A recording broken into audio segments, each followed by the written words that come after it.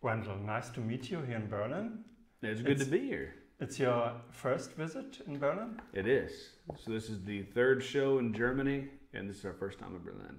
And as a tourist, you also Never been. The only thing I've done is I've been to the airport in Frankfurt, and I've been to the airport in Amsterdam.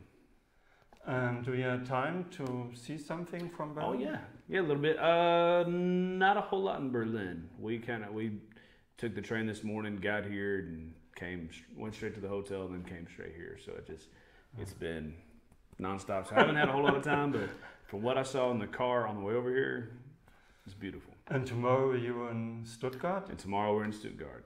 So it's a 6-hour train, and then straight to the show. So 0 sleep. Team no sleep. Oh God, it's not for me.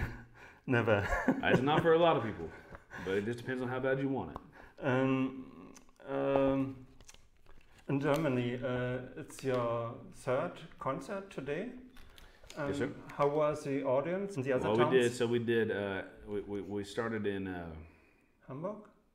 Nope, Cologne? started in Cologne. We started in Cologne. We did Hamburg, and today it's Berlin, and tomorrow Stuttgart. So, man, they've been great. You know, actually, there's been a lot of people that fully understand and can understand what I'm saying.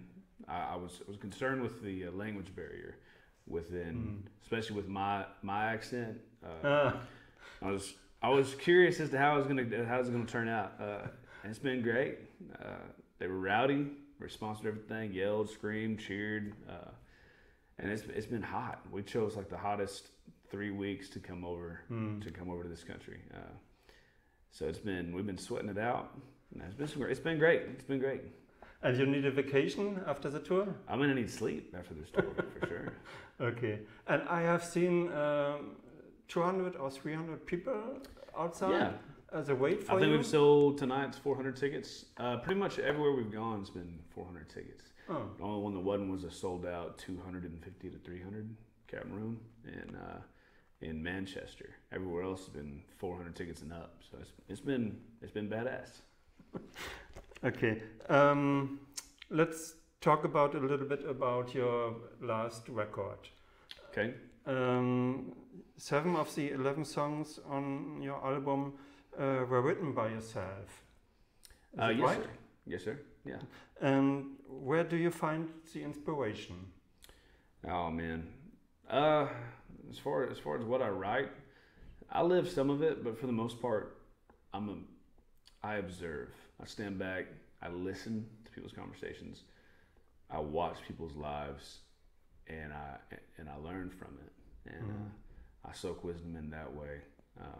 And so if I haven't lived it, I've at least seen it or heard it, and know somebody that went through it, and that's why I write through those kind of experiences. And what is easier, to write the lyrics or the music? Honestly, the music side is almost always easier. Lyrics is that's you're creating words from scratch, you know, and a lot of times you're trying to it's like a puzzle piece, you know, where the pieces all fall together. You know, each line. Sometimes you just have lines that plug, and it's real easy, and it's song's done in 30 minutes to an hour. And then other times you really got to sit there and think. The name of the album is Shot Glass. What does it mean for you? Shot Glass, that is a song that sat around for a couple years.